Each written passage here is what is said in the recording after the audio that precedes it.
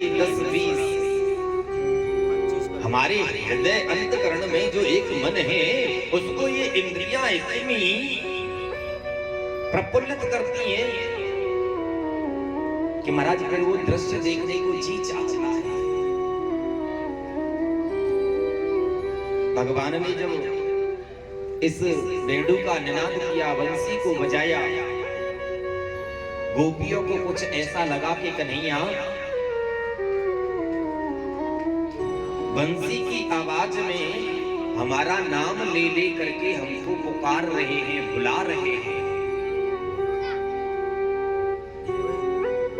जिस जिस गोपी ने इस मुरली की धुन को सुना दौड़ पड़ी महाराज बंसी की धुन पर।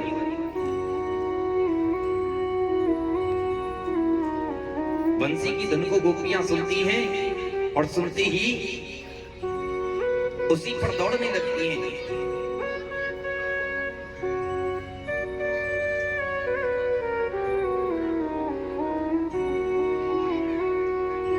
कन्हैया ने देखा इतनी गोपियां, 10-5 हजार गोपी सामने से आ रही हैं, 10-5 हजार गोपियां इधर से आ रही हैं, लाखों करोड़ों गोपी एकत्रित हो गई।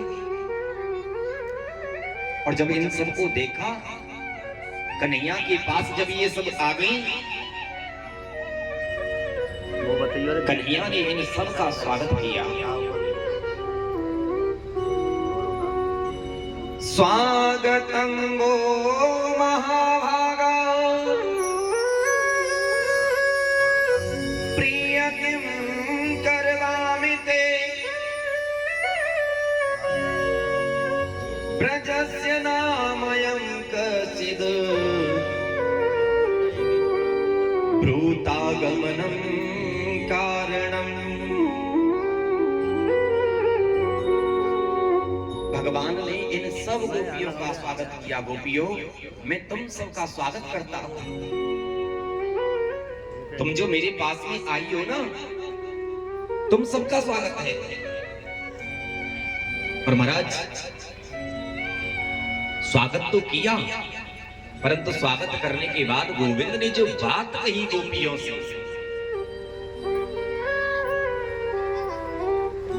रजनी सा घोर रूपा घोर सत्वामन सेविता प्रत्यात ब्रजम नियस्थियम स्त्रियम स्त्रीभी सुमध्यमा। अरे गोपी, एक बात बताओ, ये इतनी घोर रूपा रात्रि है और इस रात्रि के समय तुम अपने पतियों को छोड़ करके चली आई। देखो, नारी का परम धर्म होता है रात्रि के समय में वो कहीं बाहर ना जाए। रात्रि के समय नारी को केवल अपने पति की सेवा में रहना चाहिए। और भगवान श्याम सुंदर यही बात गोपियों से कह रहे हैं। गोपी, ये इतनी घोर रूपा रात्रि है और इस रात्रि में तुम अपने पतियों को छोड़ करके इस निर्जन वन में यहां चली आई हो। गोपियां उदास हो गई, सामने खड़ी हो गई। बोली बांके बिहारी लाल की। एक बार जोरदार ताली बजाकर स्वागत करो।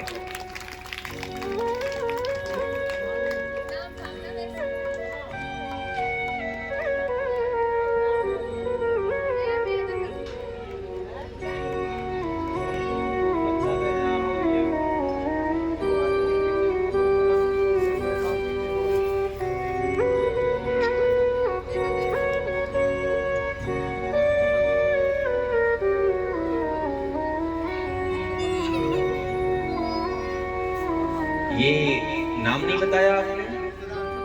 हैं? गुप्त में? हाँ, चलो किसी भक्त का 1100 रुपए का गुप्त दान है। एक बार जोरदार ताली बजाकर उनके लिए स्वागत करते। बहुत बहुत शुक्रिया।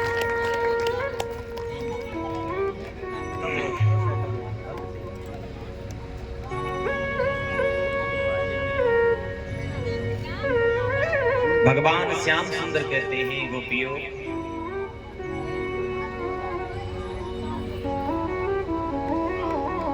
इतनी घोर रूपा ये रात्रि है और इस रात्रि के समय में तुम अपने पतियों को जो छोड़ करके चली आई हो गोपी, ये तुम्हारा धर्म नहीं है,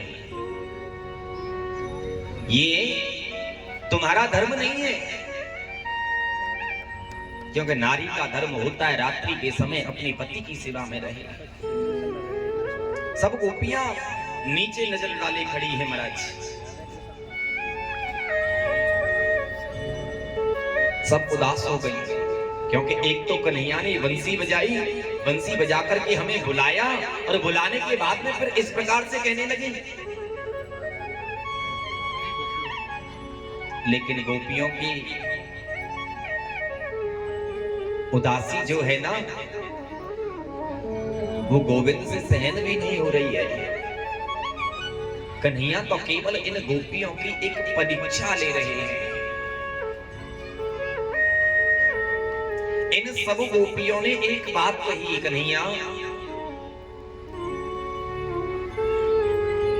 ऐसे वर को क्या वरे जो जन्मे और मर जाए, वर वरिए गोविंद को जासे चुड़ लो अमर है जा, बरबरिए गोविंद को जासे चुड़ लो अमर है जा।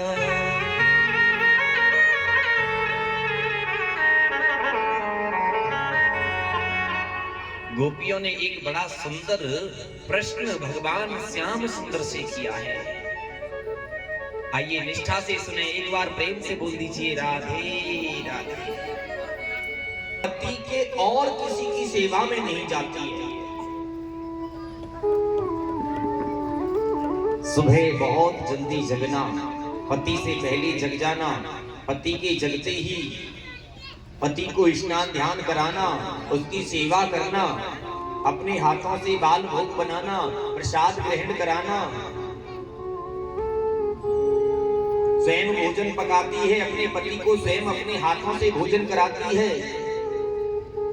पूरे दिन इसी प्रकार सेवाओं में लगी रहती है।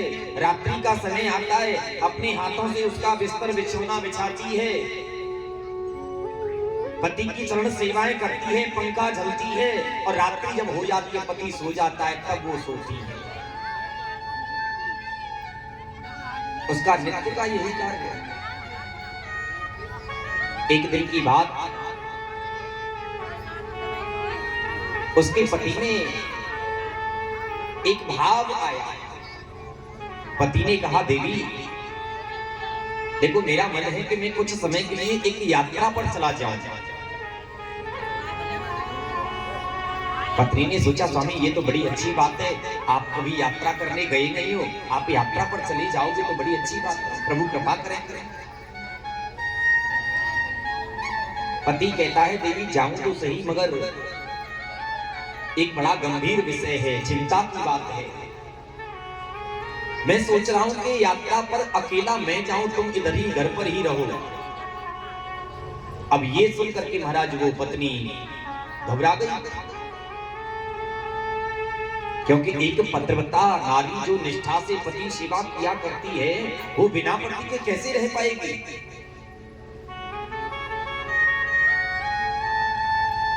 स्वामी मैं तो आपके बिना एक पल भी नहीं रह सकती, भला तुम मुझे यहाँ घर छोड़ करके यात्रा पर चलने जाना चाहते हो।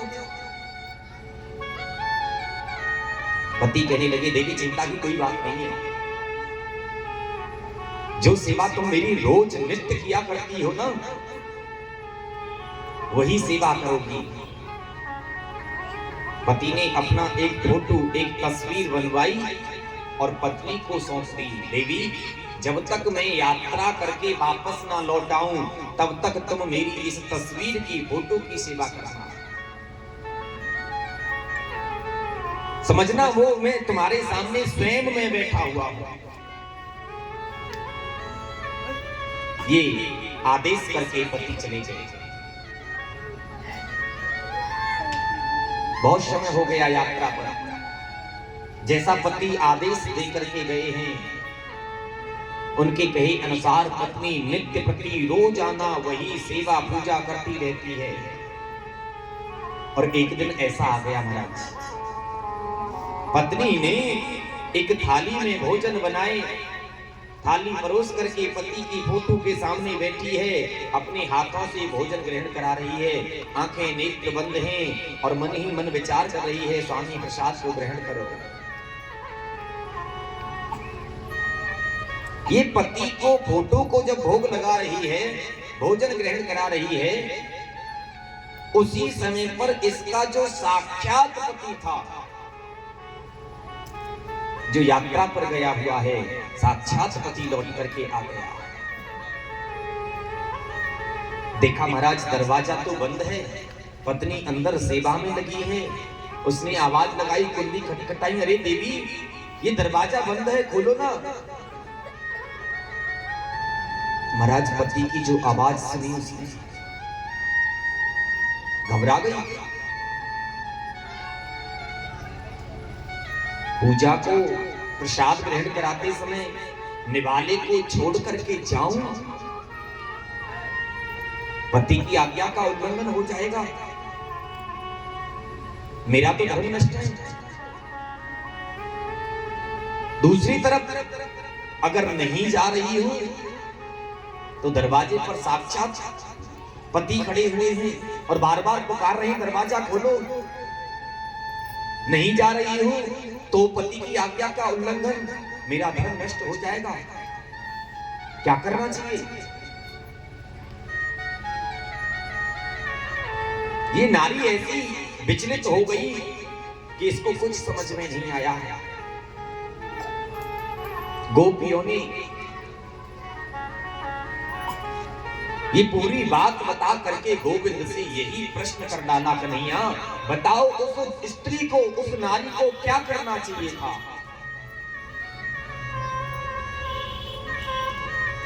कन्हैया ने उन गोपियों की ओर देखा और गोपियों की ओर देखकर गोविंद ने कह दिया, गोपी देखो बड़ी सरल सी बात है,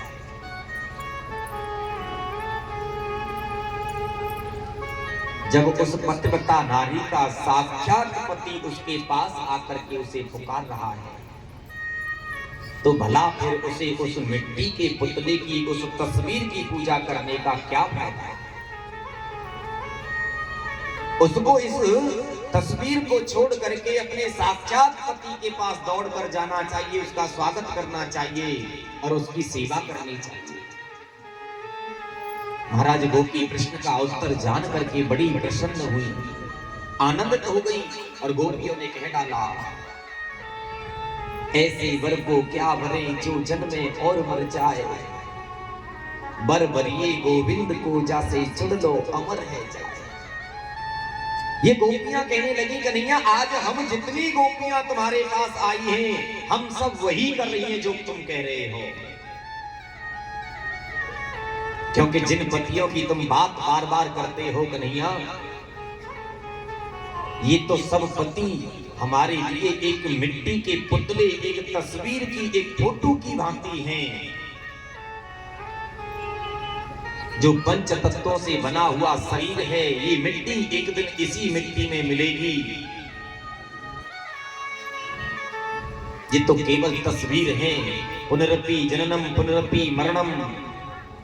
आज हम उन तस्वीरों को छोड़ करके, जब तुमने बंसी बजाई ना, जब साक्षात पति तुम पुकारने लगे, तो हम उनको छोड़ करके निसंकोच तुम्हारे शरण में आए हैं, क्योंकि सारे जगत के पति और पिता तो केवल तुम ही हो गोविंद। महाराज गोपियों की जब ये सरल भावना गोविंद ने देखी, कन्हैया ने उनको सांत्वना देते हुए और उन गोपियों के साथ में महारास रचना प्रारंभ कर दिया। जितनी गोपियां आई उतनी ही कन्हैया ने अपने रूप धारण कर लिए। दोए दोए गोपी और बिच बिच माधव। जितनी गोपियां उतने ही भगवान श्याम सुंदर के रूप हैं और बड़े सुंदर आनंद से रास रचाने लगे। एक एक गोपी के साथ में अलग अलग कन्हैया गलबलियां डाल करके पर नृत्य कर रहे हैं और महाराज गोपी बड़ी आनंदित हो रही है नृत्य करते करते।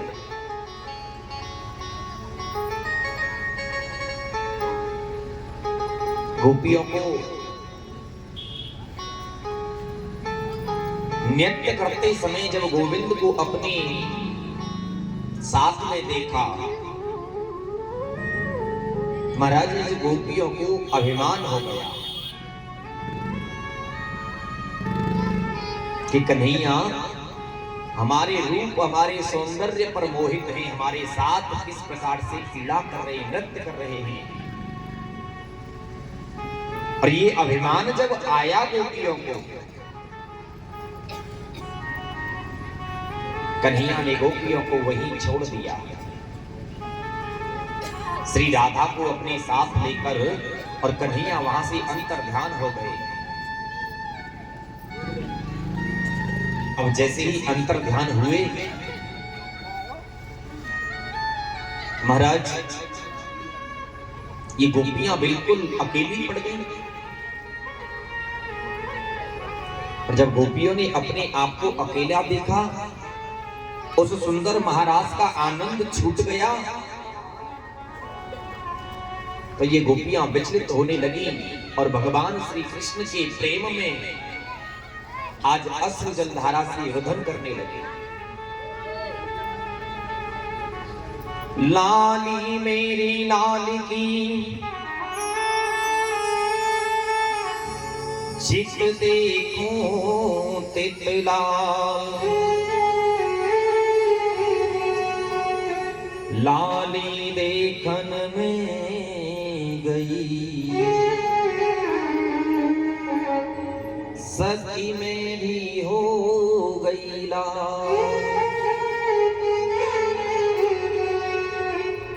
लाली देखन में गई, सखी में भी हो गई इतना सुंदर महाराज गोपियां मन में विचार करने लगी हैं, गोविंद को ढूंढती डोल रही हैं। आइए इसका आनंद में महाराज गोपियों के साथ हो रहा है। और कैसी बंसी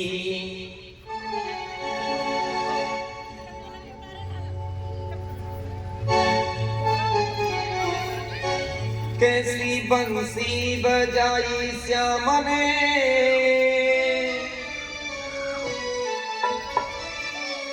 मेरी सुध बिसराई श्याम ने। सब सुध बुध भूल गई गोपियां और महाराज में आनंद लेने लगी। और जब कन्हैया छोड़ करके चले गई महाराज, तो गोपियां बिलख रही हैं। आइए सुंदर से भाव के साथ चले। हो कैसी बंसी कैसी मुरली, कैसी बंसी बजाई श्याम ने, मेरी सुध बिसराई श्याम ने। कैसी बंसी बजाई श्याम ने, मेरी सुध बिसराई श्याम ने। कैसी बंसी बजाई श्याम ने, मेरी सुध बिसराई श्याम ने। कैसी बंसी बजाई श्याम ने, मेरी सुध बिसराई श्याम ने। सखी सब हुई दीवानी, सखी सब हुई मस्तानी, सखी सब हुई दीवानी, सखी सब हुई मस्तानी, सखी सब हुई दीवानी, सखी सब हुई मस्तानी, सखी सब हुई दीवानी, सखी सब हुई मस्तानी। कैसी बंसी कैसी मुरली, कैसी बंसी बजाई श्याम ने, मेरी सुध बिसराई श्याम ने।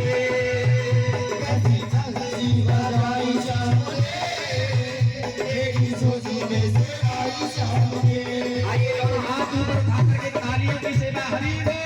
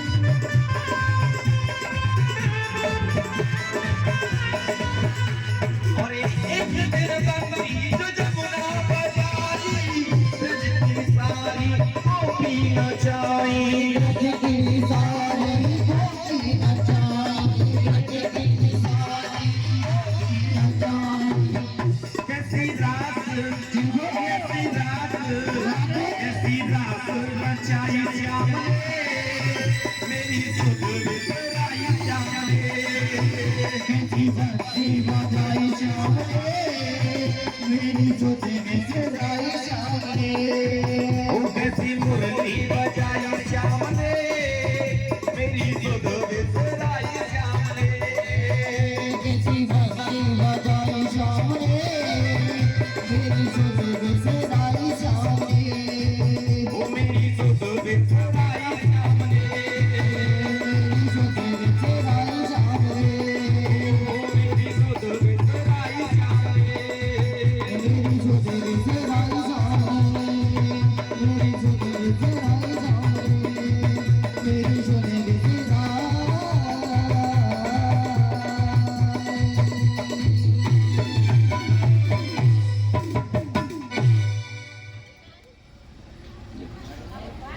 एक बार जोरदार ताली बजा करके स्वागत करो।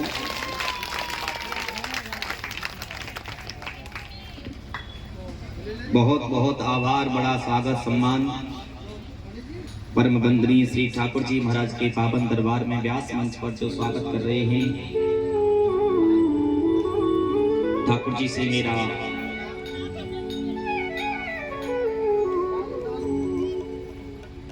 निवेदन है, भगवान सदैव अपनी कृपा दृष्टि बना करके रखें।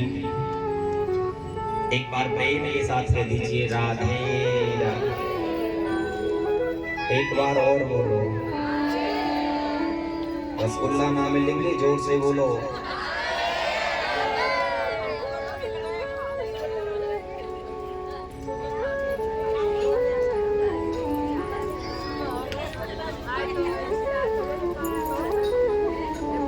आज ये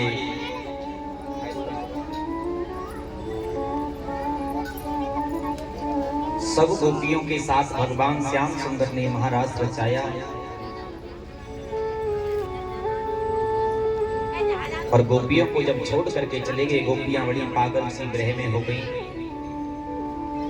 सब एक दूसरे से रोती बिलखती हुई गोपियां वन में विचरण करती करती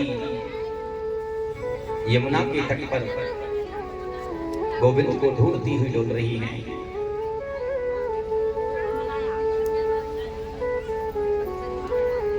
कुछ समय बाद जब राधा को लेकर के कन्हैया चले हैं तो महाराज राधा के भी हृदय में अमान आ गया और जो राधा को ऐसा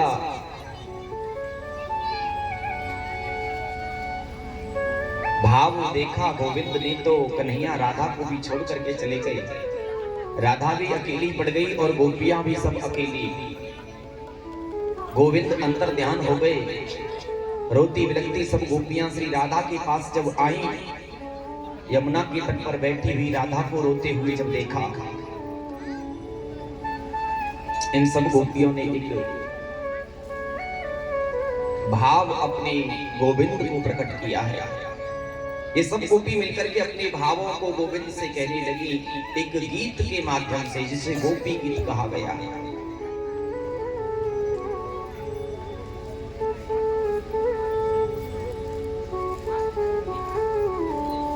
20 श्लोकों में इन गोपियों ने अपने मन के भाव को प्रकट किया गोपी गीत के माध्यम से। आइए इस गीत का पहला श्लोक हम सब भी स्मरण कर लें।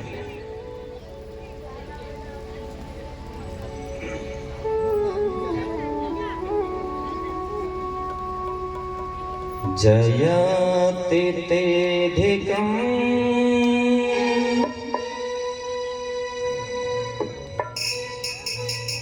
जन्मना व्रज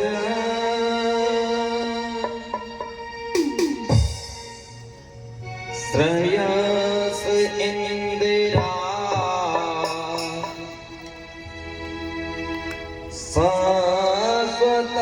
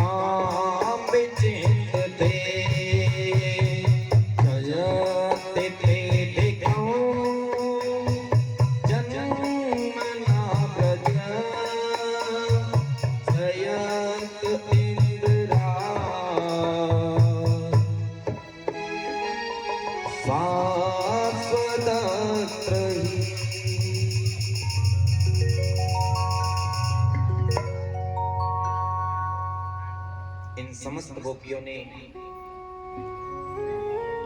भगवान श्याम सुंदर के लिए अपने इस भाव को प्रकट किया महाराज।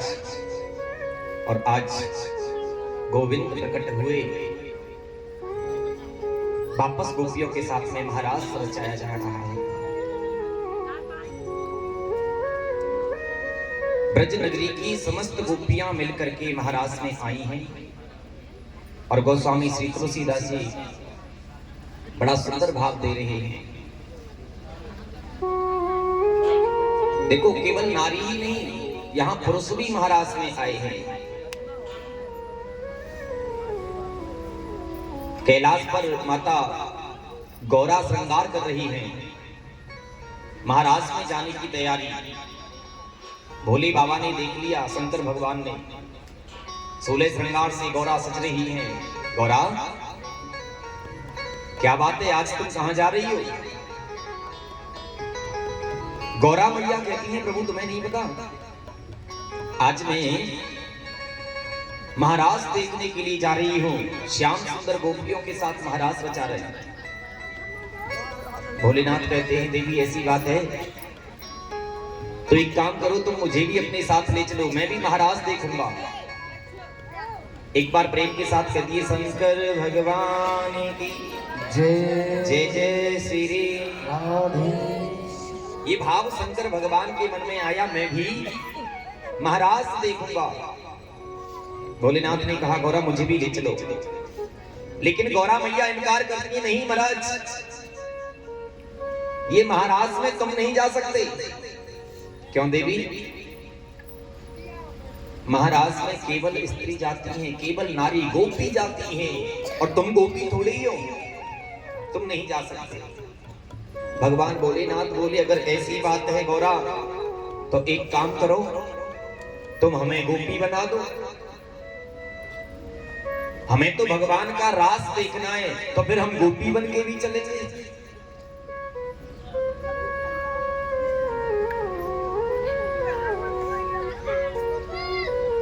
बोले गौरा से शंकर जी एक दिन,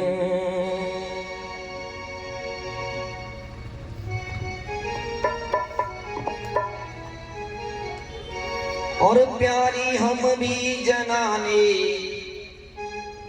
बनेंगे।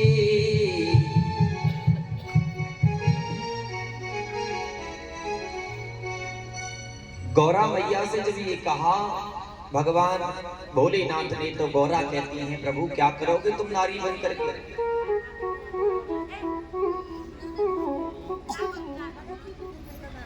बहुत बढ़िया, अति उत्तम, जय हो। हाँ, कोई बात नहीं, जय हो।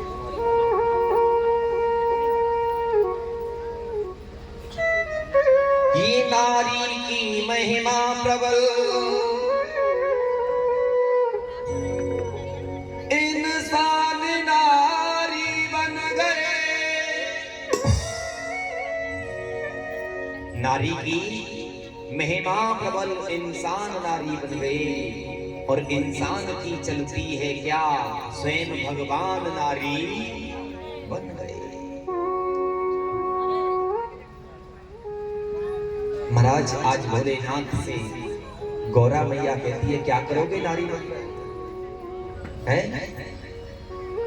क्या सुंदर जवाब दे रहे हैं। और वृंदावन की सुहानी गली में, वृंदावन की सुहानी गली में, देखने रास लीला चलेंगे। भोले गौरा से शंकर जी के दिन,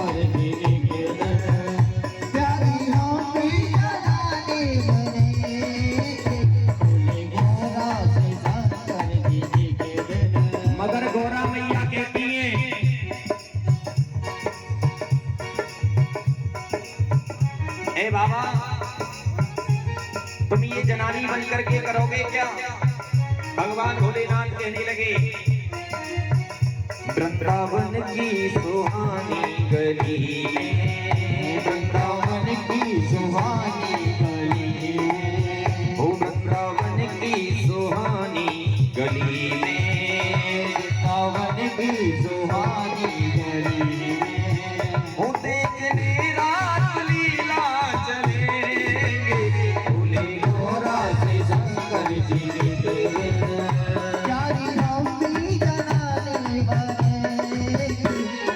गोरा से शंकर जी सुनिए, बोले गोरा सुनो पुरारी, अकल गुम हो गई है तुम्हारी, तुम्हारी अकल गुम हो गई है तुम्हारी, अकल गुम हो गई है तुम्हारी। क्यों मर्द से बन रहे हो जनाने, मर्द से बन रही हो जनाने, कह रहे साथ हम भी चलेंगे, भोले गोरा से शंकर जी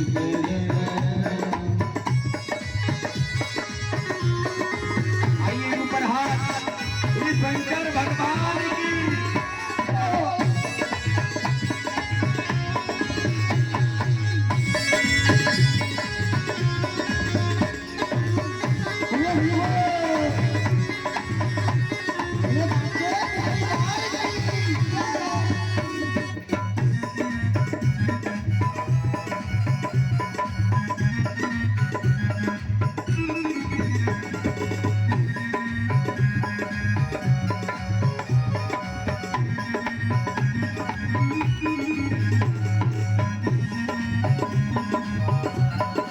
आज भोलेनाथ तैयारी कर रहे हैं, गौरा मैया श्रृंगार करा रही हैं। भोले करने लगे हैं तैयारी, पहन ली है बनारस की साड़ी, भोले करने पहली है बनारस की साड़ी, करधनी कानपुर की पहन कर, करधनी कानपुर की पहन कर, ये लाली लखनऊ की हो पे धर कर, करधनी कानपुर की पहन कर, लाली लखनऊ की हो पे धर कर, और पहुंचे जब रास लीला में शिव जी, पहुंचे जब रास लीला में शिव जी, मन में सोचे कि अब क्या करेंगे, भोले गोरा से शंकर जी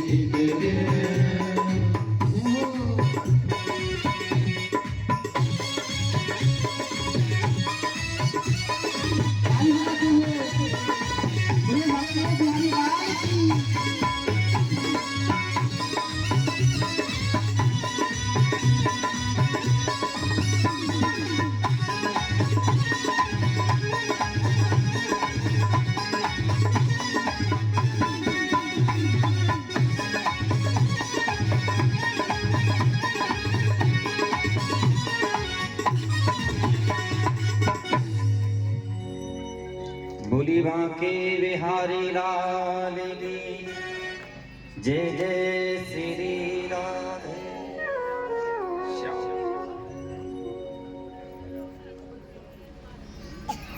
गौरा मैया ने भगवान भोलेनाथ को आज 16 श्रृंगार से जब सजा करके गोपी का रूप दिया महाराज। क्या नाम पड़ा है ठाकुर जी का शंकर भगवान का? गोपेश्वर महादेव। बोलिए गोपेश्वर महादेव की जय हो। अच्छा, गोपी बनकर के जब भोलेनाथ महाराज में जा रहे हैं ना, जितनी ब्रजमंडल से गोपी आई सब घूंघट खोल के, और भोलेनाथ 2 गज का घूंघट लगाए हैं।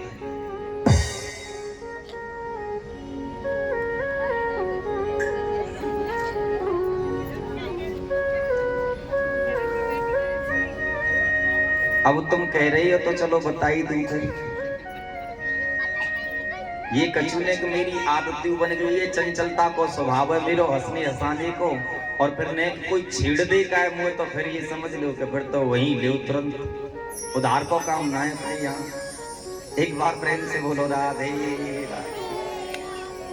ये संस्कार है ना, पहले बुजुर्ग हमारी जो माताएं थी बड़ी बूढ़ी माता तो आज भी 2 गज का घूंघट लगाती हैं, है ना। ये बड़ा अच्छा संस्कार था, होना भी चाहिए 2 गज का घूंघट। हमारी माताएं बुढ़ियाएं लगाती थी, आज भी बड़ी बूढ़ी माताएं लगाती हैं। लेकिन आजकल जो प्रचलन चल रहा है, नई बहुओं की बात याद करें, है ना, तो घूंघट नहीं लगाती है। हाँ, बहुत कम संख्या में। अच्छा एक बात पूछूं मैं मैया और तुम सबसे, जो संस्कार हैं अपने, मैं कछु आजकल ऐसा देख रहा हूं कि लोग, आज सवेरे मैं एक वीडियो देख रहा हूं मोबाइल में अपने में, लोग सुनी वही बात को कम समझ पावे और देखी वही बात को बहुत जल्दी पकड़ लेंगे। यानी जो सुनाई जा रही है बात को समझ में ना आवे, यहाँ से सुने और वो बात को ऐसे निकल जावे यहाँ से, लेकिन देखी वही को बहुत जल्दी समझ लें।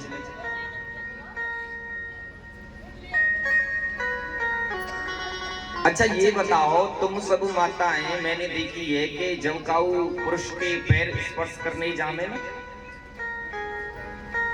काऊ बड़े बूढ़े के पैर चूमे, सासू के, ससुर के, ऋषि मुनिन के, ब्राह्मण लोगन के, संत जनन के, अड़ोसी पड़ोसी के, वृद्ध महात्मन के, तो साथ में ये जो पहन के रखे साड़ी अपनी, जाकी एक साड़ी को ये पल्लू है ना, पल्लू को ठोक पकड़े। मैया ने कोई कृपा करके बतावेगी जाको कहा भाव होए, कहा महत्व है, क्यों पकड़े ये पल्लू हाथ में। और मैंने देख लिया कि ये काम सब करें अधिकतर।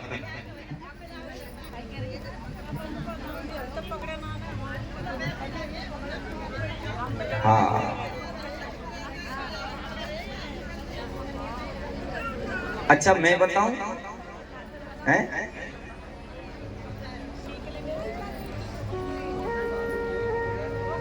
एक बार प्रेम से बोलो राधे राधे। दूसरे के चरण स्पर्श करने को हमारा एक अच्छा कर्म है। हमारे वेद के में आधौ धर्म धरा कुटुंब सुखदा मिष्ठा नाम प्रिया भाषणी। हमारे कुटुंब की जो परंपराएं हैं, जो अच्छे संस्कार हैं, वो सब हमारे अंदर होने चाहिए। हमें अपने बुजुर्गन की सेवा, उनके चरण स्पर्श करने चाहिए, क्योंकि चरण स्पर्श करने से 4 चीजें हमें बिना मांगे मिलती हैं। वो मैंने पहले दिन की कथा में बताई। अभिवादन शीलस्य नित्यं वृद्धो सेविनः चत्वार तस्य वर्धन्ते आयुर्विद्या यशो बलम्। हमें 4 चीज अपने बुजुर्गों के सम्मान करने पे, पैर छूने पे मिलेंगे। परंतु पैर छूने तो चाहिए, सबके छूने चाहिए, मगर किसी पुरुष को, स्त्री को स्पर्श करने का अधिकार नहीं होता है। क्योंकि पतिव्रता नारी का जो धर्म है वो केवल अपने पति की सेवा के लिए है। अगर वो इसके अलावा किसी अन्य को स्पर्श करती है तो वहां धर्म नष्ट होता है। इसलिए वेदांतों में ऋषियों ने बताया ऐसे सुंदर भाव कि अपने सभी बुजुर्गों का सम्मान भी करो, चरण छूकर उनके आशीर्वाद भी लो, परंतु तुम स्वयं इनको स्पर्श मत करो। अपने पल्लू को साथ लेकर के पल्लू की आड़ से उनसे आशीर्वाद प्राप्त कर लो। ये भाव होता है। हमें सम्मान सबका करना चाहिए, क्योंकि सम्मान करने से, उनको छूने से धर्म नष्ट होगा, और सम्मान करेंगे तो उनसे आशीष मिलेगा, आशीर्वाद मिलेगा। और उसी आशीर्वाद से हम अपने इस जीवन को धन्य कर लेते हैं।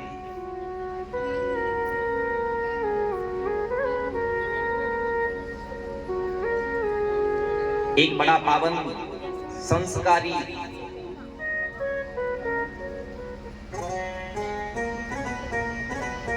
भाव हमारे ब्रज में है। अच्छे संस्कार हो, घर में प्रीति हो, प्रेम हो, एकता हो। परीक्षित जी, हम जब छोटे थे ना, गुरुकुल में जब पढ़ रहे थे, तो एक दिन गुरुजी ने परीक्षा ली। सत्य बता रहा हूं, गुरुजी ने हमारे हाथ में इतनी बड़ी बड़ी 5 लकड़ियां, लगभग हमारे अंगूठे के बराबर मोटी और इतनी बड़ी बड़ी 5 लकड़ियां हमारे हाथ में दे दी। बोले बेटा देखते हैं तुम यहाँ इतनी गौ माताओं का गौरस खाते हो, माखन खाते हो, तुम्हारे अंदर ताकत है कि नहीं? अपना बल लगाओ और बलपूर्वक इन लकड़ियों को तोड़ के दिखाओ। अब बचपन तो था ही महाराज, और फिर इतनी मोटी लकड़ियां, 5 लकड़ी एक साथ, खूब प्रयास किया तोड़ने का मगर नहीं तोड़ पाए।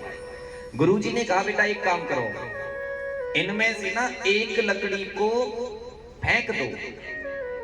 फेंक दी, कोई बात नहीं, अब तोड़ के देखो।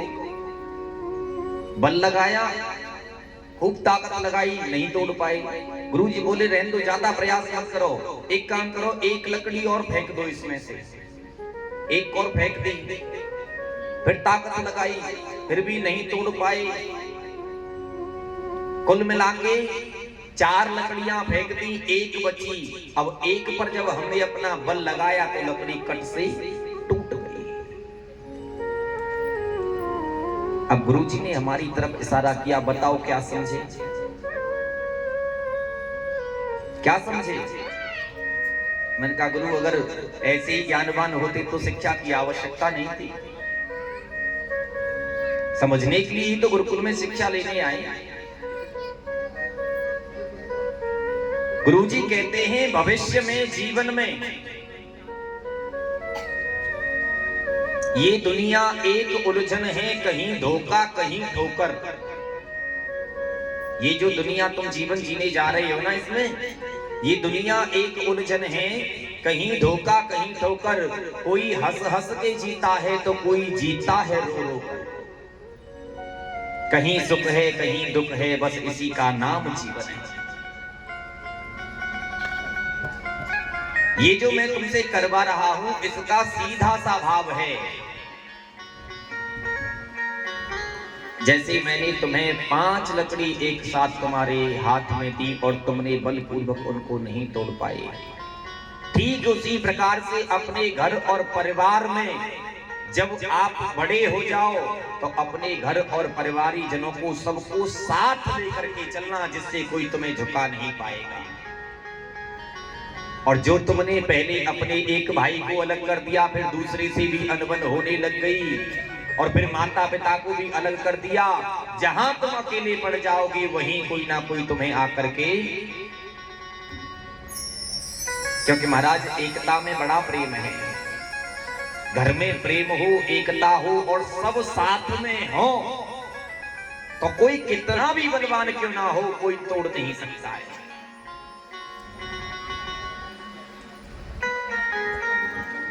हमारी शिक्षा में ये जो गिनती आती है ना, परीक्षित जी महाराज, गिनती, इनमें सबसे बड़ी संख्या क्या है?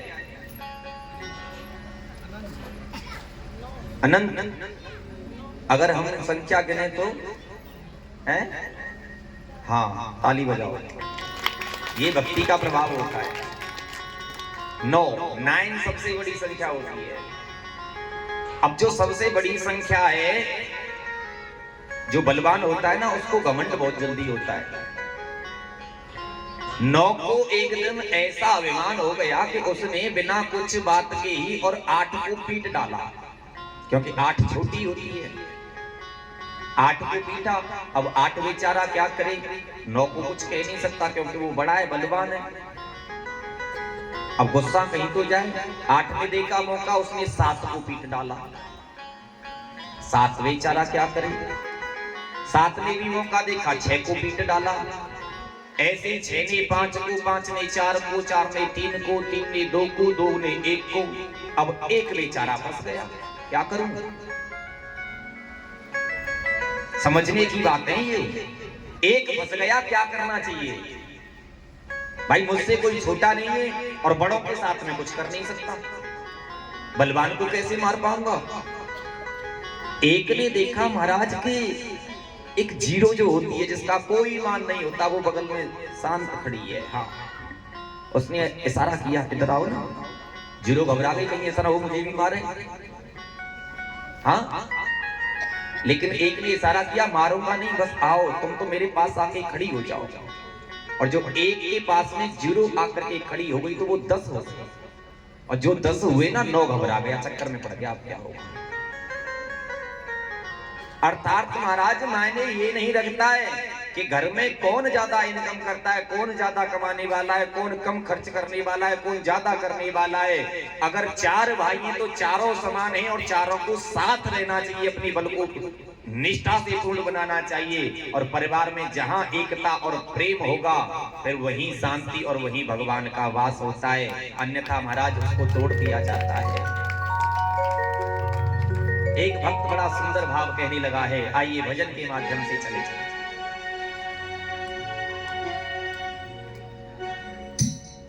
और जिस घर में एक दूजे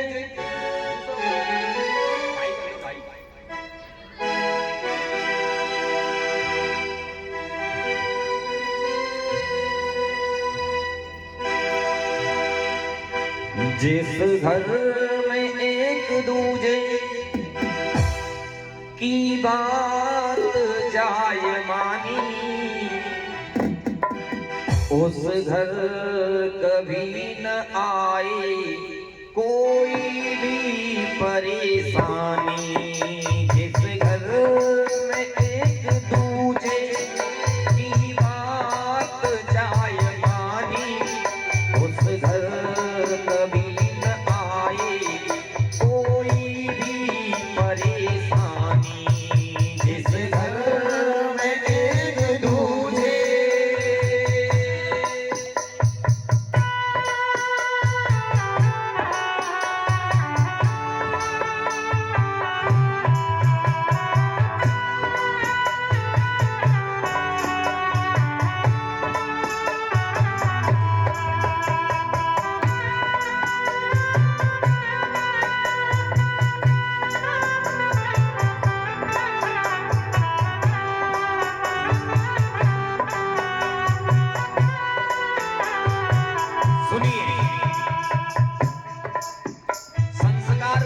चाहिए कि कहने की आवश्यकता ना पड़े, बच्चा स्वयं ही सेवा करने लग जाए माँ बाप की।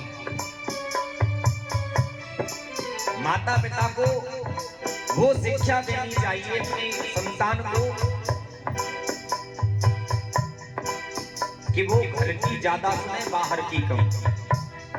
लेकिन आज जो हो रहा है वो संस्कार की कमी है कि वो घर की कम और बाहर की ज्यादा सुनता है।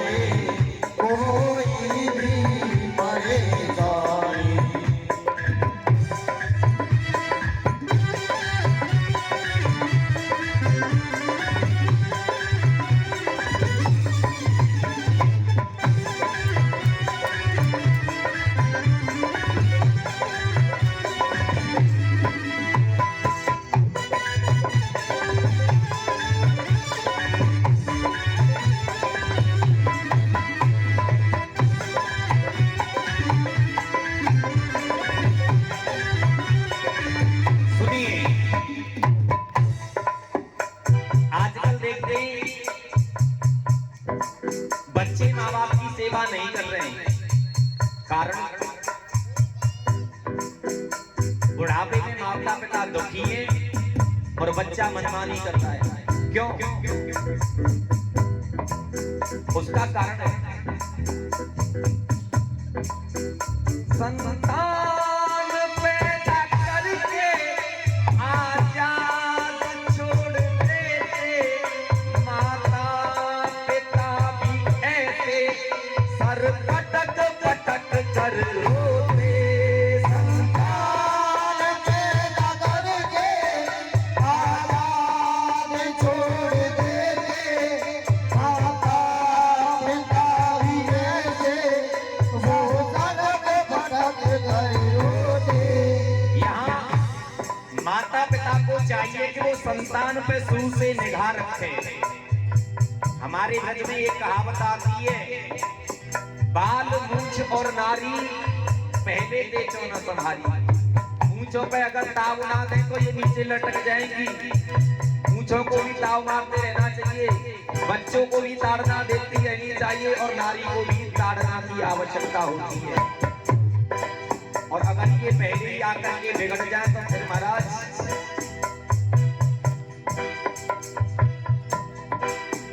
संतान पैदा करके आजाद छोड़ देते, माता पिता भी ऐसे सर पटक पटक कर रोते।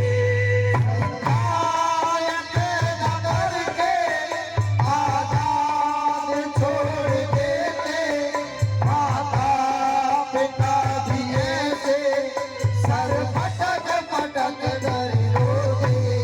संतान पे शुरू से संतान पे शुरू से जा रहती है निगरानी, उस घर कभी न आए कोई भी परेशानी, उस घर कभी न आए कोई भी परेशानी। आइए एक बार सुंदर भाव वाले दोनों हाथ ऊपर करो, हरि बोल।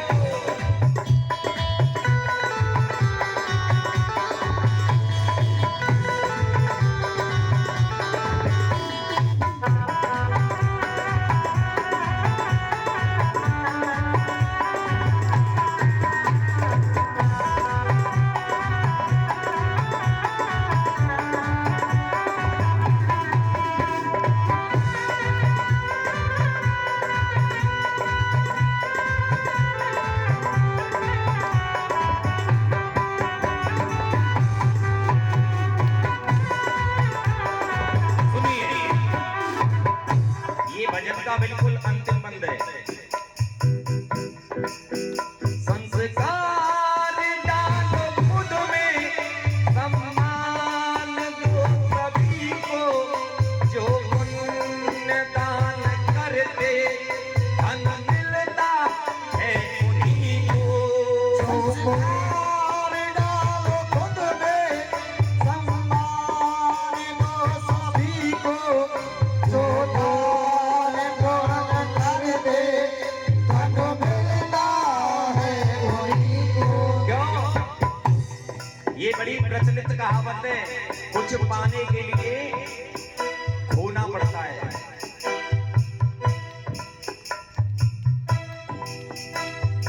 एक सेठ जी थे, सेठ जी धन की कोई कमी नहीं, परंतु कंजूस इतने दान के नाम पे आहा। एक दिन सेठानी बोली, एक बात बताओ, इतना सुंदर ये जीवन है, दुनिया दान पुण्य करे तुम क्यों ना करे?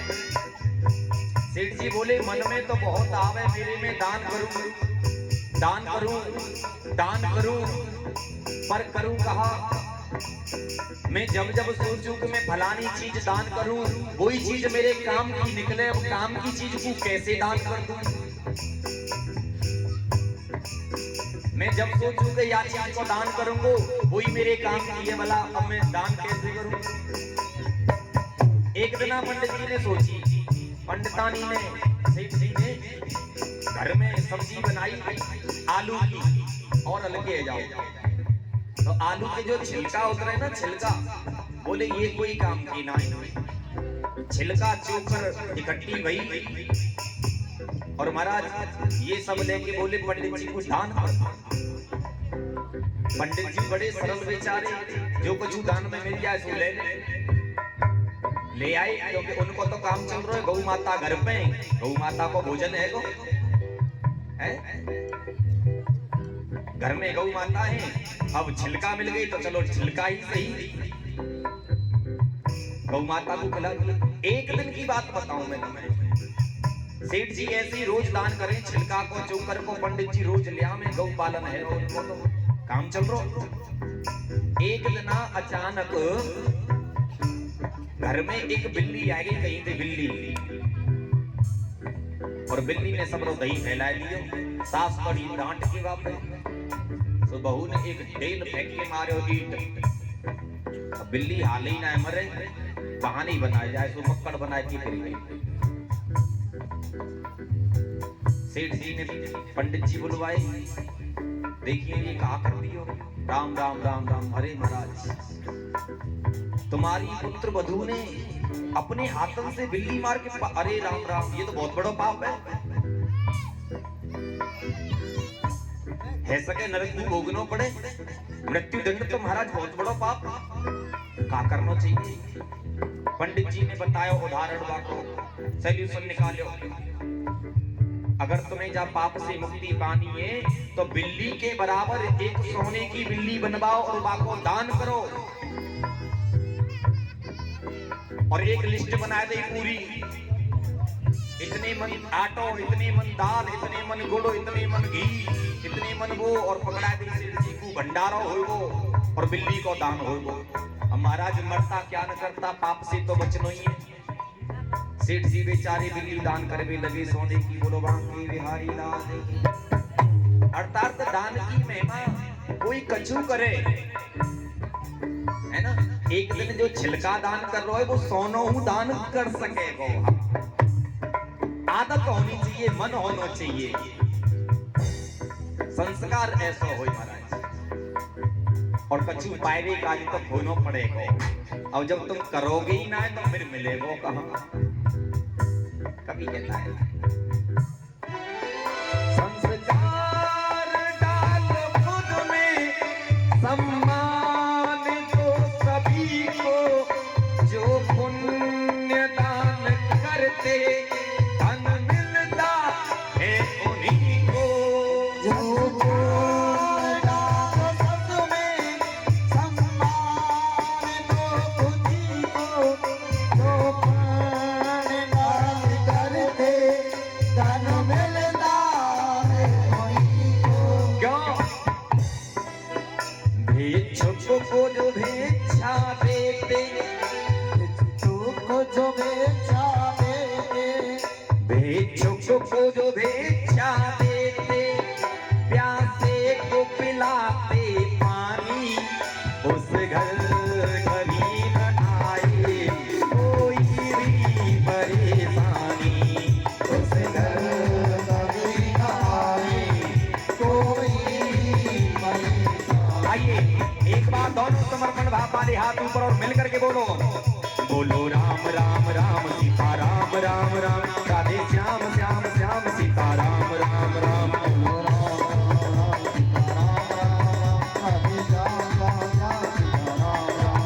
बोलो राम राम राम सीता राम राम राम, राधे श्याम श्याम श्याम सीता राम राम राम।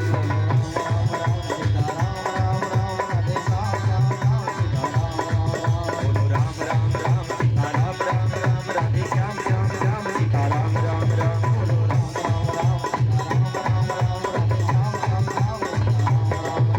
राम राम राम सीता राम राम राम, राधे श्याम श्याम श्याम सीता राम राम राम। बोलो राम राम राम सीता राम राम राम, राधे श्याम श्याम श्याम सीता राम राम राम। बोलो राम राम राम सीता राम राम राम, राधे श्याम श्याम श्याम सीता राम राम राम।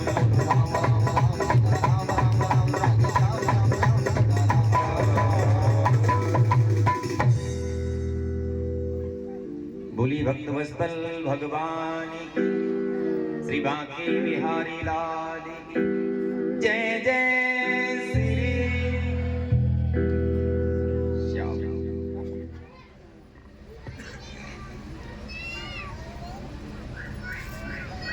अच्छा अब ये बताओ कथा कहाँ छूट गई?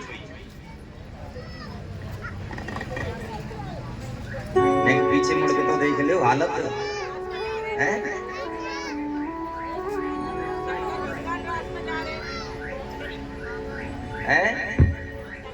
हाँ ये बात।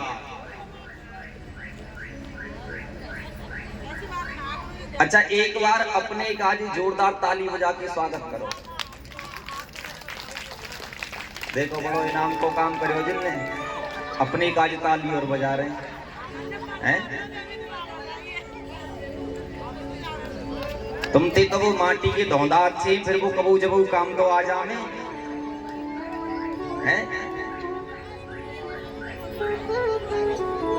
कथा को हमने वहां छोड़ दियो जहां भगवान भोलेनाथ 2 गज को घूंघट लगा के महाराज में प्रवेश कर रहे हैं। एक बार प्रेम से कहो गोपेश्वर महादेव की जय हो।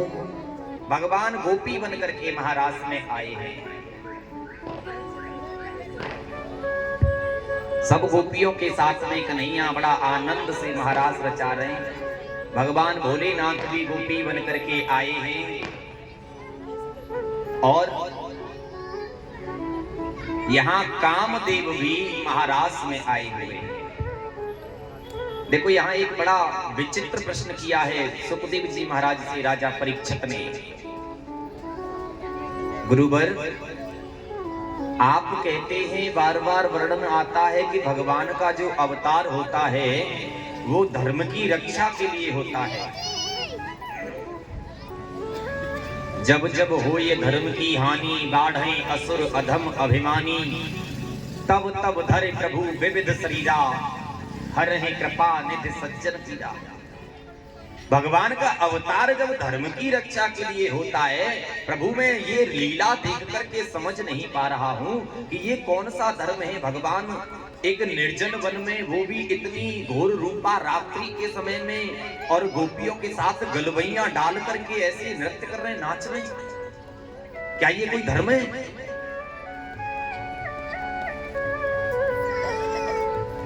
ये राजा परीक्षित ने जब प्रश्न किया है सुखदेव जी बड़े गदगद हुए। राजन देखो भगवान धर्म से हटकर के कोई भी कार्य नहीं करते हैं।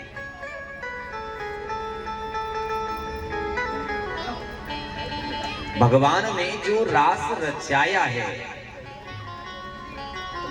ये भी धर्म की ही स्थापना है। इतनी घोर रूपा रात्रि में निर्जन वन में अकेले कन्हैया और गोपियों के साथ जो नाच रहे हैं वहां भी धर्म श्रेष्ठ है। वो कैसे श्रेष्ठ है? गोस्वामी जी महाराज कहते हैं समरथ को नहीं दोष गोसाई रवि पावक सुर सर की नाही। सर्वप्रथम सबसे पहले तो भगवान अपने आप में स्वयं में सामर्थ्य है और सामर्थ्यवान को ऐसा कोई दोष नहीं लगता है। माँ के सामने पुत्र वस्त्र में हो या फिर निर्वस्त्रता में हो माँ का धर्म श्रेष्ठ रहता है।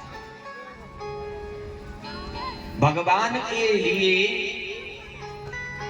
जितने भी जीव हैं ये सब प्रभु के अंश हैं, सब प्रभु के पुत्र के समान हैं।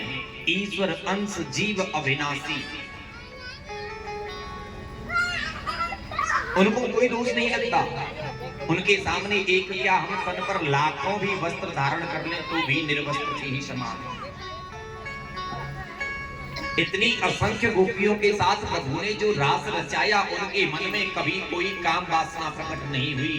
कामदेव भी यदि आए तो वो भी देख करके हैरान हो गए। इतनी असंख्य गोपियों के मध्य में कन्हैया रास रचा रहे हैं लेकिन मन में कोई काम वासना नहीं है। स्वयं कामदेव को भी परास्त कर दिया गोविंद ने।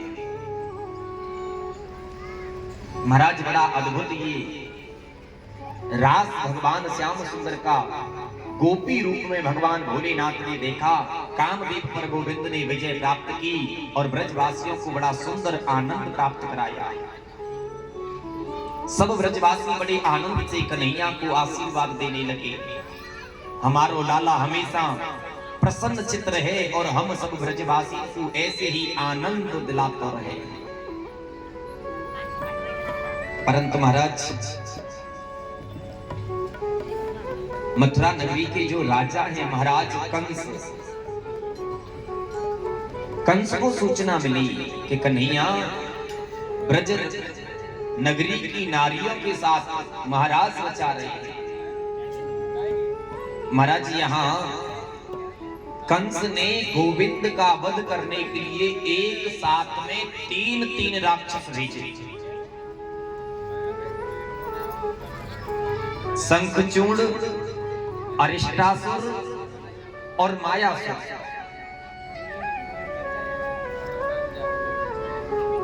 जैसे गोविंद ने कंस के भेजे हुए पहले राक्षसों का वध किया ना, पूतना का, अघासुर का, बकासुर का, धेनुकासुर का, केसी का, तृणाव्रत का,